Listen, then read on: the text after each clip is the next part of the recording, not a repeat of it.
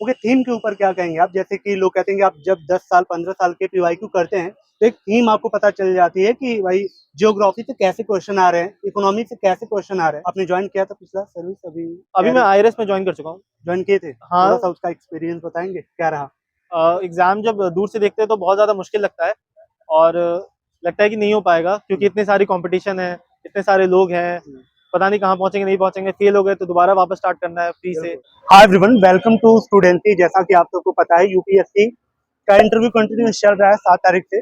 मेरे साथ एक कैंडिडेट हैं जिनका पिछली बार भी सिलेक्शन हुआ था, 709 रैंक आई थी सर्विस 2023 के रिजल्ट में।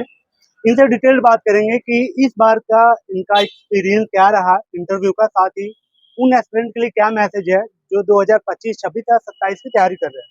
सर कॉन्ग्रेचुलेशन आपको अगेन। इंटरव्यू के लिए कैसा फीलिंग है फिलहाल? तो फिलहाल तो अच्छी फीलिंग है। एक बार अपने बारे में बताएं, आपका मीडियम अटेम्प्ट, नाम और कहाँ से आप आते हो? मेरा नाम हिमांशु भास्कर है और मैं दिल्ली से ही हूँ। पर घर मेरा परमानेंट घर पटना में है। मैंने इलेक्ट्रॉनिक्स एंड कम्युनिकेशन इंजीनियरिंग की है सरदार वल्लभ भाई नेशनल इंस्टीट्यूट ऑफ टेक्नोलॉजी सूरत से।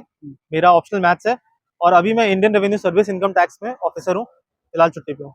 ठीक है, तो पिछला बार भी आपका सिलेक्शन हुआ था, इस बार क्या लग रहा है सर कि कैसा गया तीनों स्टेज आपका, मतलब मेंस और इंटरव्यू का एक्सपीरियंस दोनों मिला के कैसा गया है ओवरऑल? मुझे लगता है कि इंटरव्यू पहले से बेहतर गया है। मेंस तो मुझे लग रहा था पहले से बेहतर ही गया है, आगे देखते हैं क्या होता है रिजल्ट। एक्चुअली इंटरव्यू हॉल के बारे में थोड़ा बताएं, जब आप जाते हैं जो उम्मीद थी वैसी ही सीन थी या फिर उससे थोड़ा हट के कुछ घटित हुआ है अंदर? क्योंकि मैं एक बार दे चुका हूँ इंटरव्यू तो मुझे काफी हद तक उम्मीद थी कि कैसा ही होगा, और वैसा ही गया है, लगभग अच्छा ही गया था। मतलब थोड़ा सा बताएं माहौल क्या था, कैसे क्वेश्चन स्टार्ट हुए, कहाँ तक क्वेश्चन का रेंज था, करंट से क्या चीजें थी, स्टैटिक से क्या था, डैश से क्या था? ज्यादातर डेप्थ ही था। मैथ्स ऑप्शनल है तो मैथ्स पे क्वेश्चंस थे। स्टोइसिज्म मेरा इंटरेस्ट है, कबड्डी है तो उन सब पे क्वेश्चंस थे। आई किस थिंक तरह से थे, थोड़ा क्वेश्चन बताएंगे? पहला ही क्वेश्चन मेरे हिसाब से ये था कि कबड्डी और क्रिकेट में जो लीग्स होते हैं उसमें क्या सिमिलैरिटीज और क्या डिफरेंसेस हैं। ओके। तो ये सब चीजें, कौन है पोस्टर बॉय कबड्डी का, वो सब चीजें, तो ऐसे ही क्वेश्चंस थे। कितने मिनट चला इंटरव्यू? इसका मुझे अंदाजा नहीं है पर 20 मिनट जितना चला होगा। ओके, आप एक सेलेक्टेड कैंडिडेट हैं जिनसे मैं ये क्वेश्चन पूछ पाऊँ और अच्छे से आप थोड़ा सा इसको डिस्क्राइब करें। प्रीलिम्स को लेके अभी मई में कुछ 4.5 महीना के आसपास टाइम रह गया, जो बिगिनर है 2025 को कैसे देखे ये प्रीलिम्स को, थोड़ा डिटेल आप बताएं तो। फिल्म्स के लिए ज्यादा कुछ नहीं है, कुछ स्टैटिक किताबें हैं, लक्ष्मीकांत, इकोनॉमी कोई भी किताब उठा लो, ये सब ले लो, और जो पीवाईक्यूज हैं उनको अच्छे से कवर कर लो, 8-10 साल की पीवाईक्यूज, और जो जो पीवाईक्यू में नया मिलता है उसके ऊपर पढ़ाई कर लो। तो ये सब चीजें करनी, बहुत ज्यादा दिमाग नहीं लगाना और अटेम्प्ट बहुत ज्यादा करना है बस। ओके, इस टाइम को अगर स्लॉट बांटा जाए कि जैसे हाई कन्वर्जन स्कोर के हिसाब से, हाई कन्वर्जन सब्जेक्ट के हिसाब से, जैसे पॉलिटी आपका थोड़ा स्कोरिंग है, उसके बाद आपकी ज्योग्राफी वगैरह है, अगर स्कोर वाइज अगर आप बोले तो सबसे पहले किनको तैयार करना चाहिए इस टाइम में? पॉलिटी, इकोनॉमी, इन्वायरमेंट की पीवाईक्यूज एकदम अच्छे से करने चाहिए। हिस्ट्री पहले से कम आ गए क्वेश्चंस तो ठीक है, हिस्ट्री थोड़ा कम भी कर सकते हैं। बाकी इकोनॉमी वगैरह, इकोनॉमी इंपॉर्टेंट है, इकोनॉमी करना है, ठीक है, तो यही सब रहता है, ऐसा कुछ ज्यादा नहीं है। मैंने कई बार इंटरव्यू किया तो लोग कहते हैं कि आपका मॉक जो टेस्ट होता है उसको थोड़ा अवॉइड करके पीवाईक्यू पे ज्यादा फोकस रहता है, तो क्या लगता है आपको कि मॉक टेस्ट नहीं करना चाहिए, पीवाईक्यू ही करना चाहिए प्रीलिम्स में? हाँ। हाँ यार, मॉक्स मुझे लगता है कि उसकी यूटिलिटी बहुत कम है, फिर भी एक दो कर ले ताकि मतलब वो हो जाए, अटेम्प्ट करने वाला या पेपर टेकिंग स्ट्रैटेजी वो सब हो जाए, पर उसके अलावा कोई खास उसमें है नहीं। आपने ज्वाइन किया था पिछला सर्विस अभी? अभी मैं आईआरएस में ज्वाइन कर चुका हूँ। ज्वाइन किए थे, थोड़ा सा हाँ। उसका एक्सपीरियंस बताएंगे क्या रहा? एक्सपीरियंस बहुत अच्छा है, हम लोग अकेडमी जाते हैं एज ऑफिसर्स, हमें पता चलता है कि क्या हमारे रोल्स हैं, क्या हमसे एक्सपेक्टेशन है, देश की प्रॉब्लम्स क्या हैं, तो वो सब चीज़ों के बारे में पता चलता है। ओके, आंसर राइटिंग के ऊपर आपका एक अच्छा एक्सपीरियंस है, तो आंसर राइटिंग के ऊपर बताएं, क्योंकि कुल मिला के ये जो एग्जाम है लिख के पास करने वाला एग्जाम है, जब तक आपका स्कोर नहीं आएगा तब तक कुछ होने वाला है नहीं। तो हाई स्कोर के लिए कैसे आंसर राइटिंग करें? आंसर राइटिंग के लिए बहुत जरूरी है आंसर स्ट्रक्चरिंग।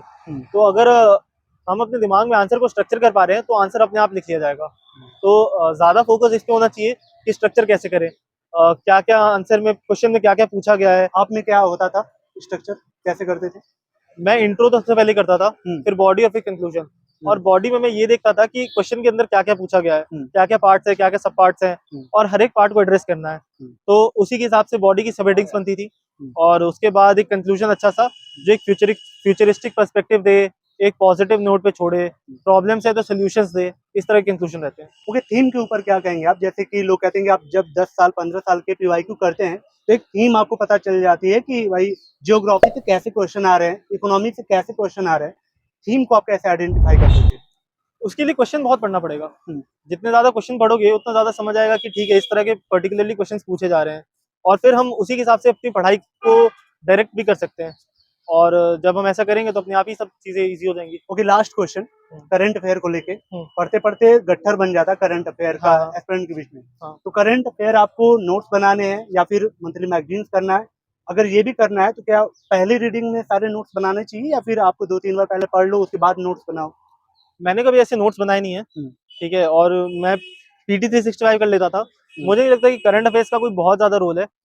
जो पूछे जाते हैं वो आप पढ़ोगे नहीं, कहीं से रैंडमली पूछे जाते हैं, तो बहुत ज्यादा उस पर नहीं फोकस करना चाहिए, रादर कॉमन सेंस को बहुत यूज करना चाहिए एग्जाम के अंदर, प्री में।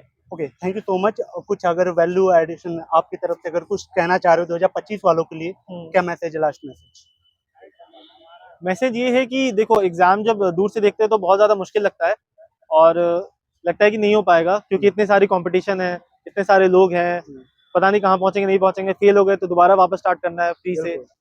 लेकिन ये सब चीज़ों को दिमाग से निकाल के सिर्फ इस पर फोकस करना चाहिए कि एग्जाम की डिमांड क्या है, और अगर हम इस चीज़ पे फोकस कर लेंगे तो काफ़ी रास्ता जो आसान हो जाता है। होप गाइस वीडियो आपको वैल्यूएबल लगी हो। कैसी लगी कमेंट करके बताएं। कोई अगर डाउट रह गया हो, कोई क्वेश्चन हो जो किसी कैंडिडेट से जानना चाहते हो आप, तो वो कमेंट बॉक्स में कमेंट करें, मैं उस पर वीडियो कवर कर लूंगा। चलिए मिलते किसी और ऐसी शानदार वीडियो में। भाई को विशेष दे सकते हैं। Thank you so much. Thank you sir. Thank you.